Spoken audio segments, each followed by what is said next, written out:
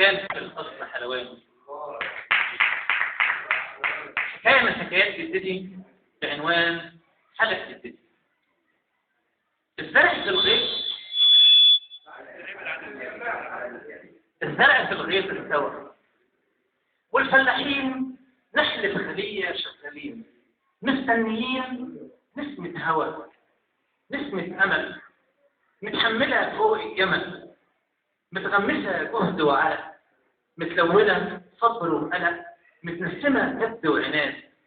والجدة قاعدة على العتب وسط الولاد، وفي ايدها عنقود العنب تقطف تقول افتح يا واد، والكل ياكل من ايديها الطيبة.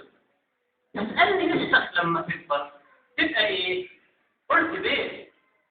الجدة تضحك من الجواب، البنت تصرخ ستي نفسي يومك تتحرق. الجدة تضحك، كنت زيك عشت حلم وياي اتخلق، اني في يوم البس حلق. والحلم نار ساكنه جوه المحرومين.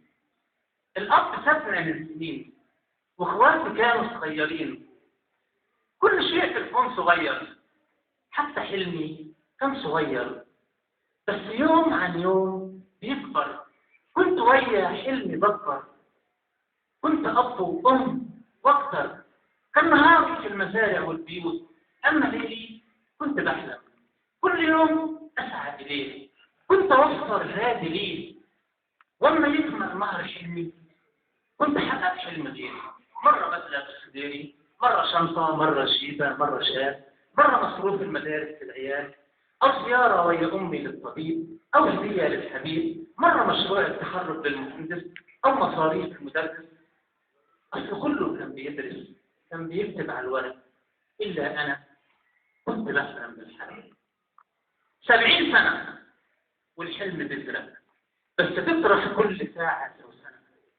70 سنه والحلم لسه في الخيال، بس شكلها تتغرس، تطرح امل، تطرح جمال. شمعة ايدة كتير متقدمه، نورها شق الليل وواصل في السماء.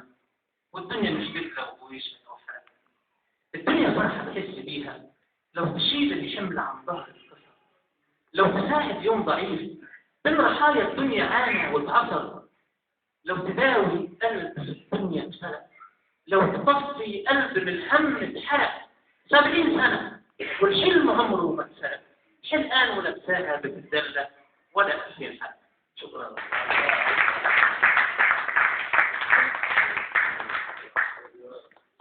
يعني إذا كنا النهارده